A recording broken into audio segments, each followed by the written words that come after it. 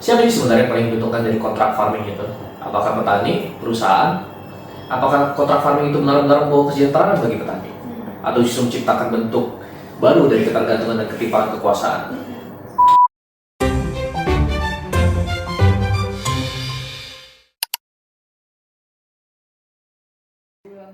Halo teman-teman semua, selamat datang di Cropcast, di mana kita akan memanen ide-ide mengenai pertanian, tulang punggung pangan Indonesia, dan lain-lain, dan hal-hal lain seputar pertanian Indonesia. Untuk di episode hari ini kita akan membahas mengenai kontrak farming bersama teman saya yaitu Ruby, Akmal, Inas, dan saya sendiri selaku moderator. Kita mulai dari pertanyaannya dulu sih. Siapa sih sebenarnya yang paling diuntungkan dari kontrak farming itu? Apakah petani, perusahaan? Apakah kontrak farming itu benar-benar membawa kesejahteraan bagi petani?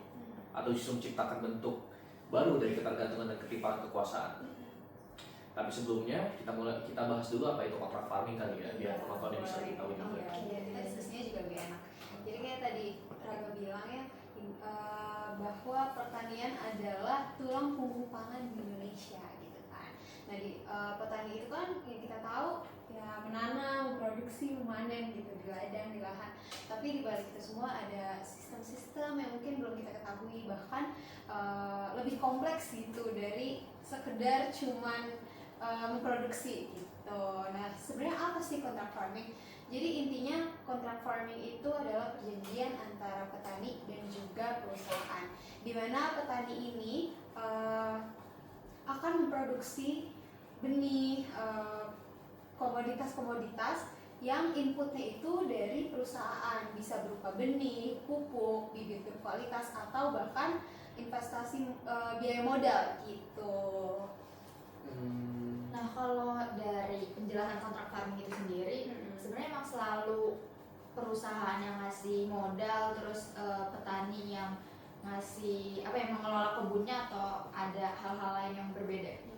Sebenarnya menarik ya, kontrak farming ini kan tadi seperti yang gue bilang, petani ini dapat input dari perusahaan gitu ya. Petani jadi tinggal nanam doang karena perusahaan yang memikirkan akses pasar, yang menjualnya gitu. Tapi tidak selalu begitu gitu, karena ada beberapa model kontrak farming itu, ada 3. Kalau yang tadi gue jelasin itu namanya full kontrak. Jadi si petani itu hanya fokus produksi dan perusahaan menyediakan hampir semuanya seperti input-inputnya, bahkan sampai modal. Tapi selain itu ada juga model parsial, di mana si petani ini menanam sendiri dengan modalnya sendiri, dan perusahaan itu tanggung jawabnya hanya membeli dari petani dan menjualnya kembali gitu.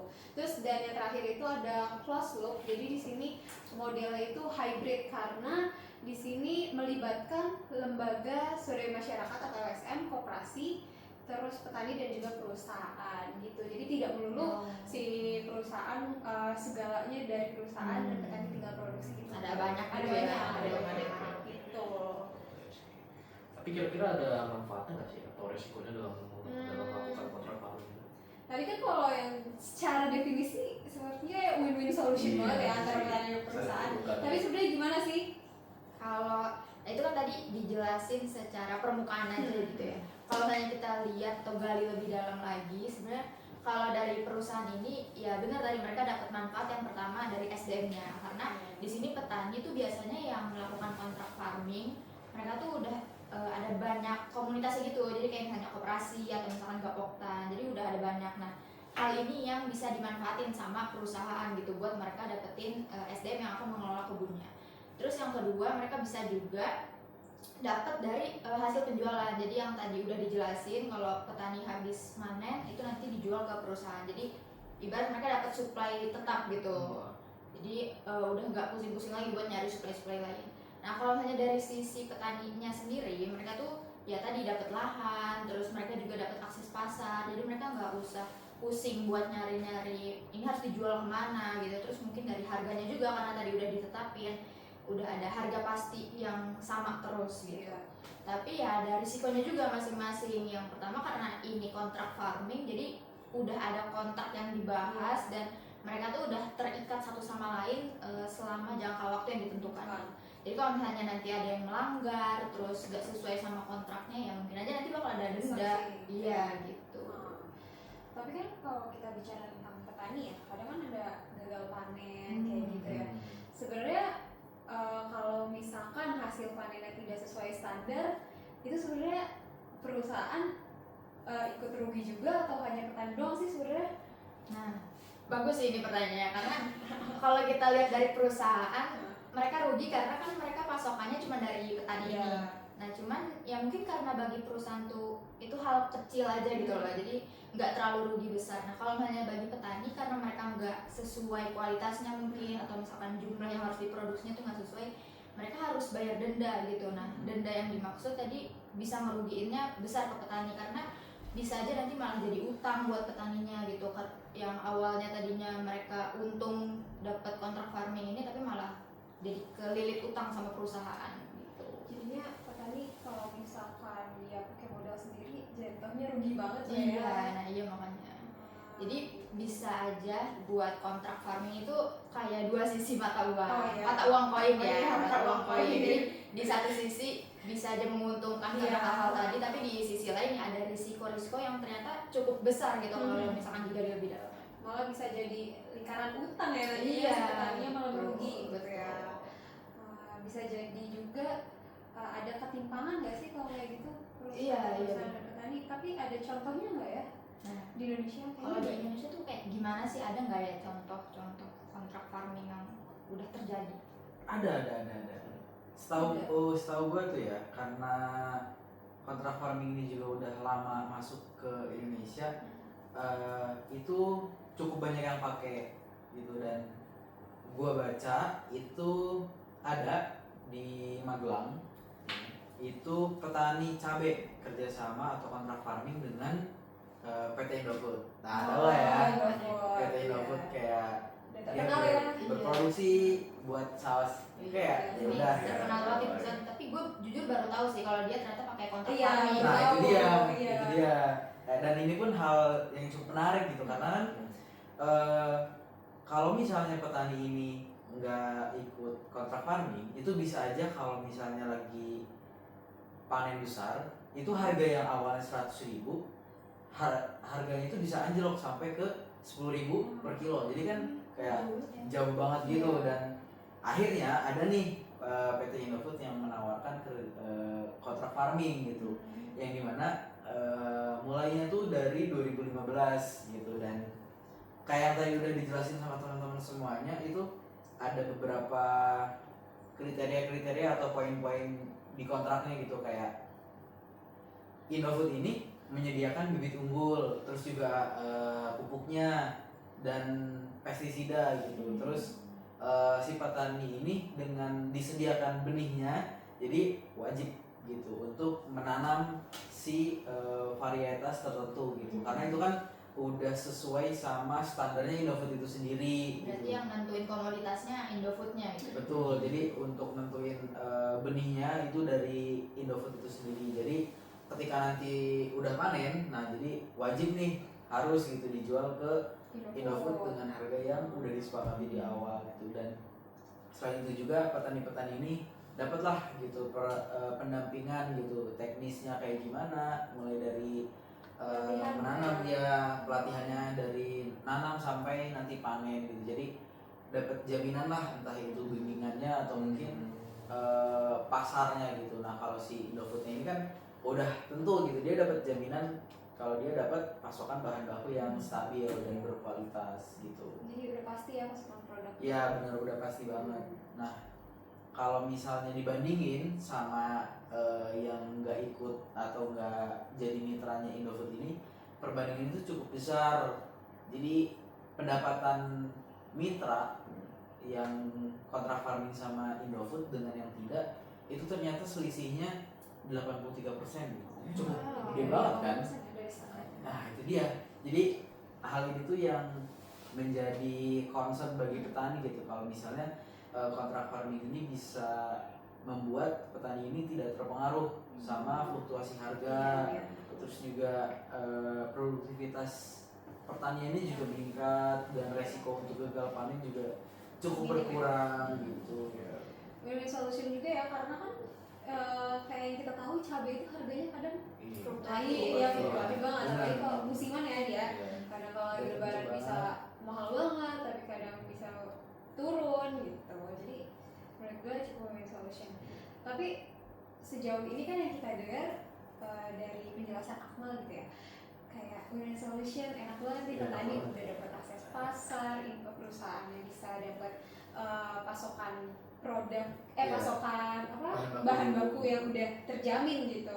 Nah tapi ada nggak sih keluhan-keluhan, mungkin kan pasti ya dalam kerjasama apalagi kontrak gitu pasti kan ada miss-nya atau ada kesalahan-kesalahan gitu. Pasti ada. Dan rata-rata tuh petani mengeluhkan kalau misalnya harganya ini kan udah disepakati di awal gitu kan. Jadi dia cukup merasa kalau misalnya harganya lagi tinggi, wah ini kayak cukup merasa rugi gitu. Karena misal contohnya disepakatinya di harga 50.000, sedangkan di pasar harganya 70.000 gitu. Jadi kan kayak wah kalau misalnya bisa di 70.000 kan Seharusnya untungnya bisa, ya. lumayan gitu. Nah itu sih karena kan harganya udah nggak bisa diotak-atik Iya. gitu. Terus juga tadi aturan-aturan juga cukup ketat gitu, dan juga ada sanksi yang cukup berat. Habis itu ya ketergantungan lagi-lagi karena kan petani kalau udah terikat kontrak jadi nggak bisa jual kemana-mana lagi gitu, dan modalnya cukup besar sih di awal, terutama untuk petani-petani kecil gitu.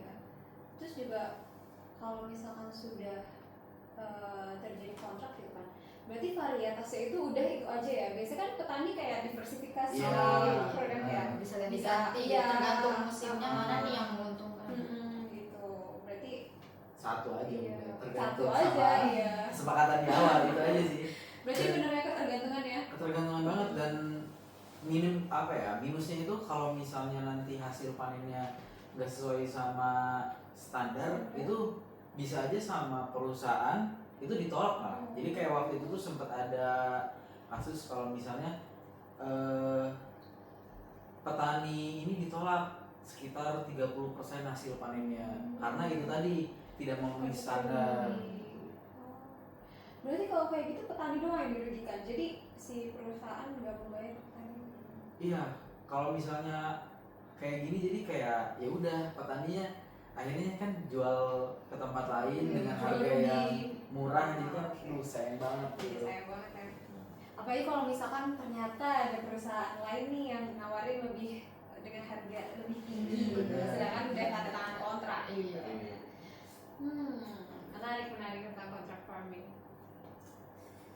Nah tapi berarti kalau misalkan yang tadi Akmal jelasin nih, selain ketergantungan, kalau misalkan semuanya diatur oleh perusahaan, kayak misalkan tadi hasil panennya tidak sesuai, perusahaan tidak mengambilnya, berarti ada ketimpangan kekuasaan nggak sih di situ? Kayak jadinya harus sesuai yang perusahaan mau gitu. Jadi petani ya Iya benar. Jadi ya itu tadi kalau sih, dilihat jadinya petani petani Seimbang. cukup apa ya, daya jualnya jadi nggak kelihatan gitu kan ya. Jadi Seimbang seakan-akan banget. perusahaan yang lebih dominan Iya, buat iya, menentukan betul. gitu. Iya, maksudnya itu. Mungkin emang kalau misalnya nggak disadari sebenarnya win-win solution yang kayak Iya. tadi dibilang gitu. Cuman ternyata ya kalau misalkan udah berjalan Iya, gitu ternyata berjalan. sebenarnya perusahaan yang lebih dominan di Iya, kontrak perusahaan farming yang gitu. Harus ada ini sih, apa namanya, negosiasi harga yang bisa fleksibel gitu. Jadi nggak yang terpaku dengan harga di awal.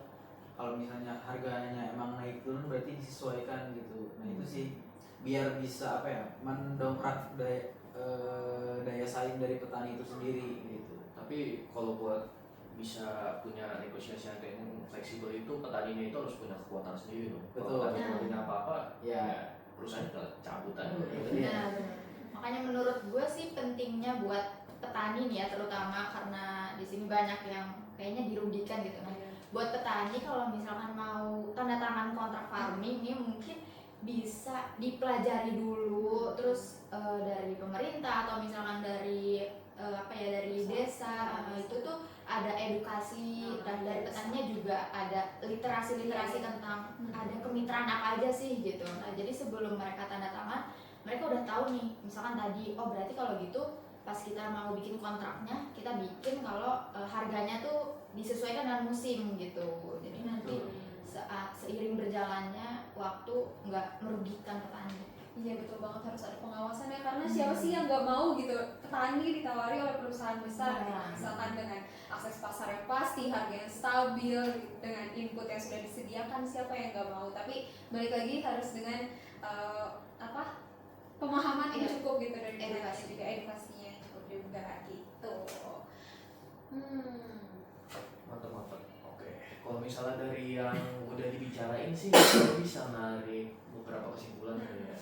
Kalau kesimpulan yang gue tarik itu tuh, jadi kontrak farming itu tuh sistem yang menguntungkan buat petani sama buat perusahaan juga, tapi masih belum sempurna. Iya. Soalnya masih ada hal-hal yang Yes. yang bisa dimanfaatin lah antara perusahaan atau petani juga, seperti syarat dan kontrak yang kurang jelas gitu.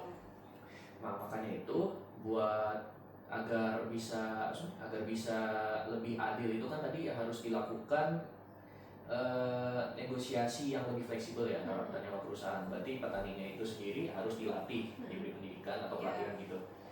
Nah sehingga petaninya bisa punya kekuatan buat nggak bisa dong harga segini masa ini nggak terima lah pastinya ya.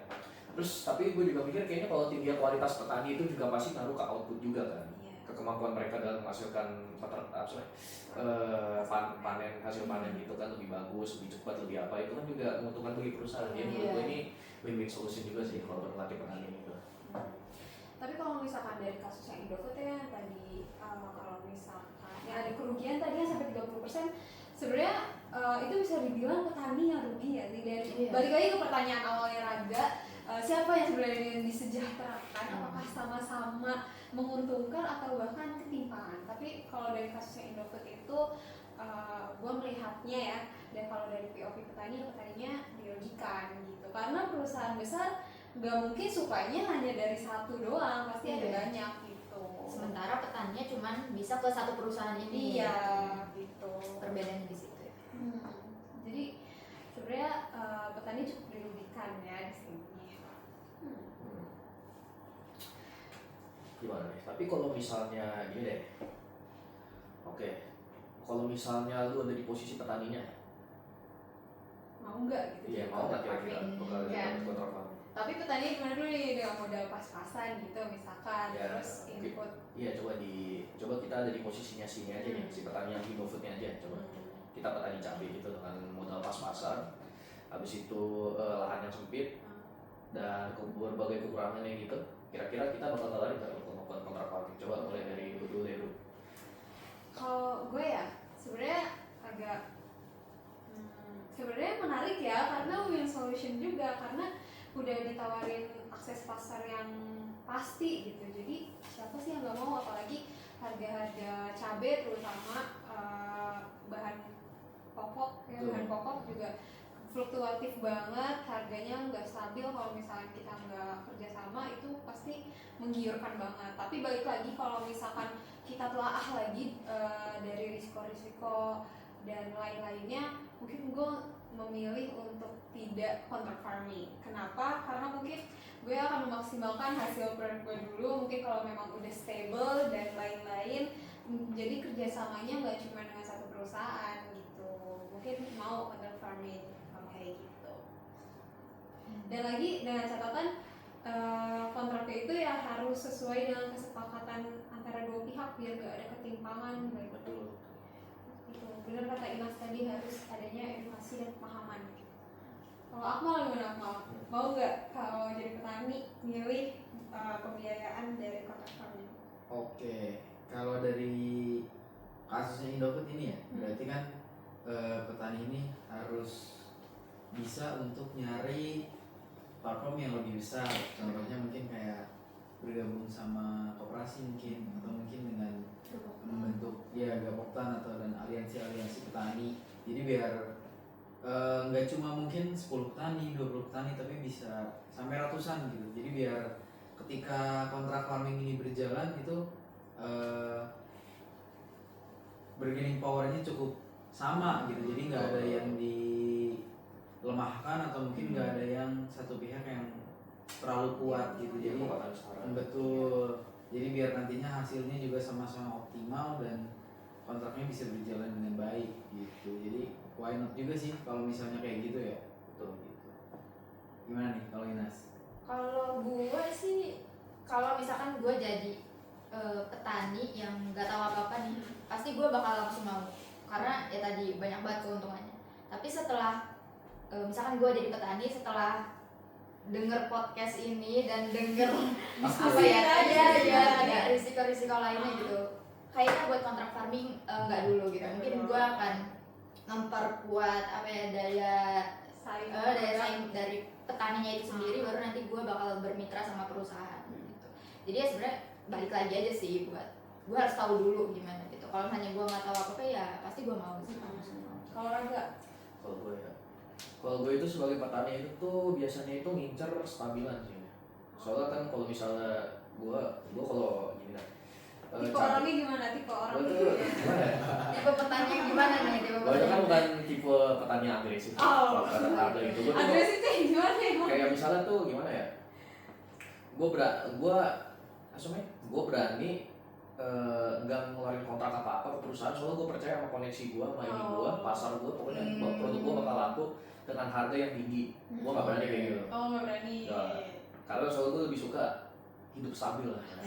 Karena yang itu berisiko Iya, gitu. itu Itu berisiko. penting ya udah. Jadi soalnya kalau misalnya kita lihat dari konteksnya juga kan, kondisinya ini kan gue masih petani kecil ya, petani kecil. Jadi kalau misalnya ada kontrak kayak gini, menurut gue bisa lah buat sementara sebelum gue sambil gue ngumpulin modal dulu. Habis itu gue memperbesar skala pertanian gue, baru nanti gue ini. Beda ya sama gue, kalau gue mungkin high risk. Iya, gitu.